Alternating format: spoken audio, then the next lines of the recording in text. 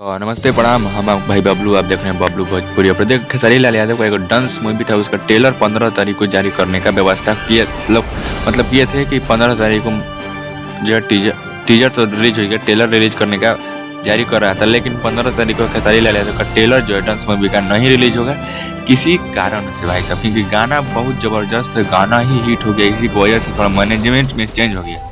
जी हाँ, जिस तरह से मैनेजमेंट चल रहा था उस मैनेजमेंट से ज़्यादा और 10-20% मैनेजमेंट में बढ़ोतरी आ गया है और ज़्यादा मेहनत कर उस ट्रेलर को रिलीज करने का तैयारी चल रहा है। क्योंकि गाना जब रिलीज हुआ तो लोग को इतना प्यार दुलार मिल रहा है, तो उनका प्रोड्यूसर, उनका डायरेक्टर जो है वो अपना नियम थोड़ा चेंज कर दिए और पैसा खर्चा कर ट्रेलर को रिलीज करेंगे इवेंट के जरिए। जी हाँ, जब ये ट्रेलर रिलीज होगा तो इवेंट रखा जाएगा पटना में, ना तो मुंबई में कहीं इवेंट रखा जाएगा और तब ट्रेलर को लॉन्चिंग किया जाएगा।